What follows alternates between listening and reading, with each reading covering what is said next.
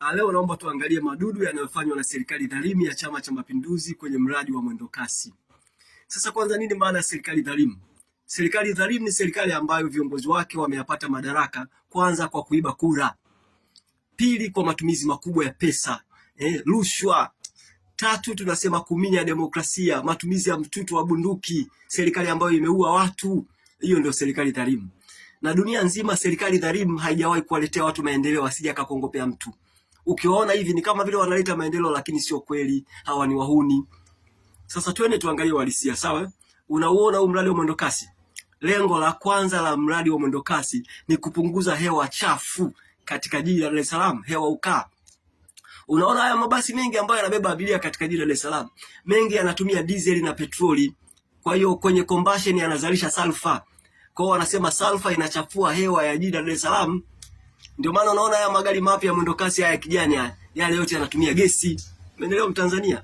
Lengo la pili la mradi wa mwendokasi ni kuboresha huduma ya usafirishaji katika jiji la Dar es Salaam, na wamepanga kufikia mwaka 2030 watakuwa wame accommodate au wamedominate, wameteka soko la usafirishaji wa abiria katika jiji la Dar es Salaam. Kwa hiyo haya magari ya kawaida hayataruhusiwa kufika mjini. Kwa hiyo kama wewe unafanya biashara ya mabasi, ndugu yangu, anza kujipanga. Nyinyi ndugu zangu wa Patrick Trans, wale sio wa Papa Fololo, mnatakiwa mwanze kujipanga. Sasa kama haya ndio malengo, hakukuwa na ulazima wa kujenga hii miundombinu ya mwendokasi. Kivipi? Ngoja nikupe mfano, sawa? Unaona hizi barabara za mwendokasi, kwanza tunabomoa barabara ambazo tulizijenga kwa mkopo, na mkopo wenyewe hatujamaliza kulipa, alafu tunajenga tena hizi barabara za mwendokasi tena kwa mkopo. Na hao wahuni walivyokuwa wajabu, kwanza wanakopa zile pesa, nyingine wanaiba, zinazobaki ndio wanaziingiza kwenye mradi. Kwa hiyo ni hasara juu ya hasara. Umenipata? Ngoja nikupe mfano. Unaona hiki kipande cha barabara hiki kutoka kule Mbezi Kimara mpaka Kariakoo Gerezani au kule Kivukoni. Hicho kipande cha barabara peke yake kimetumia zaidi ya bilioni 750 pesa za mkopo za Kitanzania. Bilioni 750 pesa za mkopo. Phase 2 kipande cha pili cha mradi wa mwendokasi kutoka kule Mbagala rangi tatu mpaka Kariakoo Kivukoni, mpaka Kariakoo Gerezani kwenda Kivukoni kimetumia zaidi ya bilioni za Kitanzania, bilioni 390. Ni pesa nyingi. Pesa zote hizo ni za mkopo. Wanakopa kwenye vyombo vyanzo vya ndani, wanakopa African Development Bank, wanakopa sehemu nyingine nyingi tu wanakopa. Umenipata Mtanzania? Sasa hizi barabara za mwendokasi pia zilikuwa na ulazima, kwa sababu unaona hiyo stendi moja ya mwendokasi, yani stendi moja ya mwendokasi thamani yake ni zaidi ya milioni 40 za Kitanzania, milioni 40 mpaka milioni 50 stendi moja.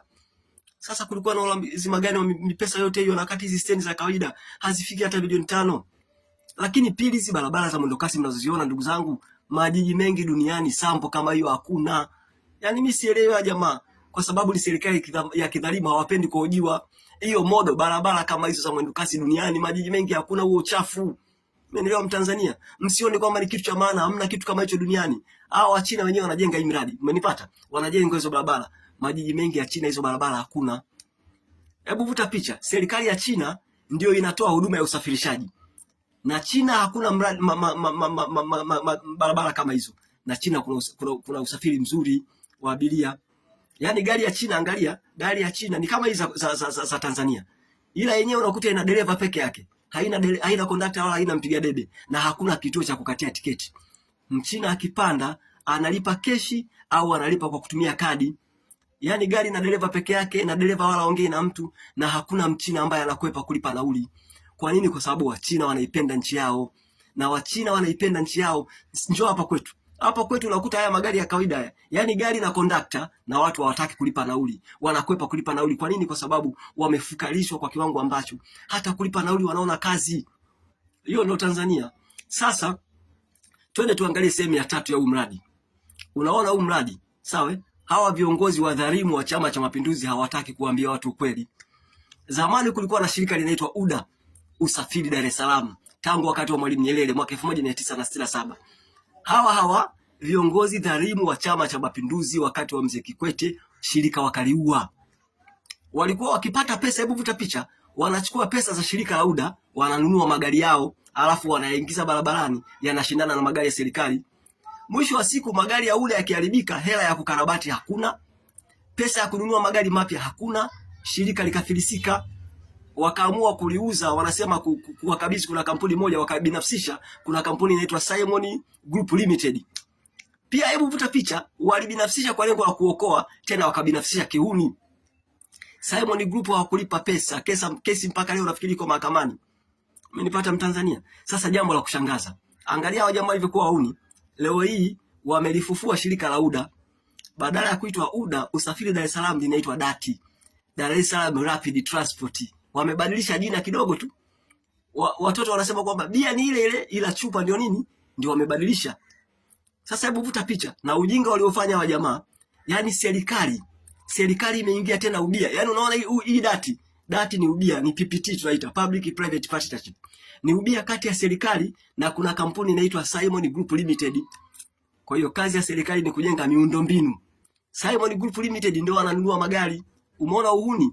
Yaani hebu vuta picha, Simon Group Limited ndio wale shirika lilikufa kwenye mikono yao, tena leo serikali eti imeingia ubia na wale.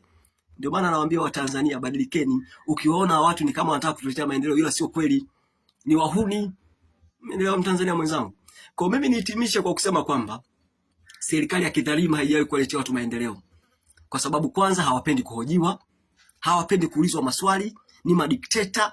Ukiwauliza maswali, ndugu yangu, wanakutoa roho. Kama sasa hivi nenda kawaulize members kwenye Simon Group Limited ni akina nani, wawataje majina uone. Hawawezi kuwataja. Umenipata Mtanzania wangu? Na ukiuliza watakutoa roho hawa jamaa. Kwa hiyo wewe kama ni kijana wa Chama cha Mapinduzi, badilika. Hawa viongozi, serikali ya Chama cha Mapinduzi imeshindwa kuiletea maendeleo nchi hii, ni waongo. Mungu ibariki Afrika, Mungu ibariki Tanzania. Asanteni kwa kunisikiliza.